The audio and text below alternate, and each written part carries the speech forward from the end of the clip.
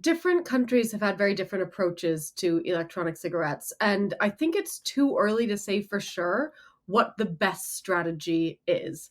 I don't even know if there is a single best strategy globally. I think the considerations that go into it are very country specific. I think one of the important things to note is that the major potential benefit that e-cigarettes might have to offer is helping people transition away from smoking. So smoking traditional cigarettes, we know, is incredibly harmful and deadly. And we know that e-cigarettes, though not risk-free, are considerably less harmful than smoking. If you're in a country where hardly anyone smokes, then e-cigarettes are unlikely to benefit your population.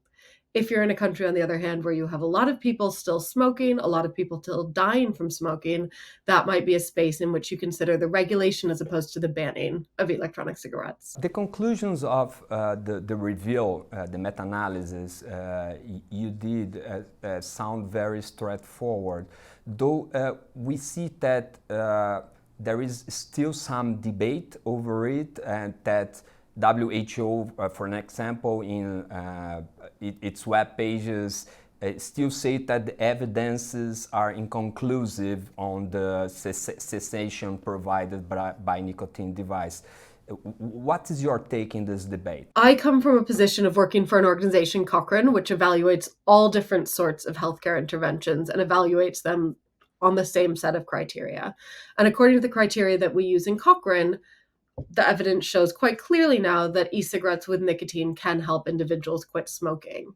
However, what someone like the World Health Organization is considering as our policymakers worldwide is not just what does that evidence show in individuals. They're thinking, what does this mean at a population level?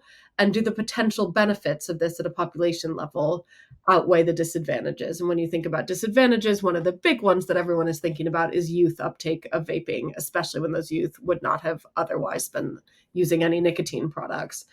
So I think they are weighing that up. And it's also really important to note that the studies that we are looking at in our review are of people who are given e-cigarettes with nicotine and encouraged to use them to quit smoking, right? So they're being given to people who smoke with support as a quit smoking aid.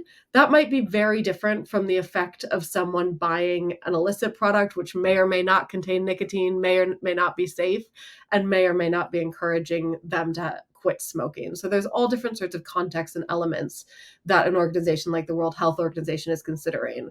What we're looking at is, when you look at the evidence, when you give people who smoke nicotine e-cigarettes, does it help them stop smoking? The evidence on that, I would argue, is very clear that it does. Poder Monitor, a ferramenta mais completa para monitorar os 3 poderes. Acesse agora poder.cc/monitor e ganhe 30 dias grátis.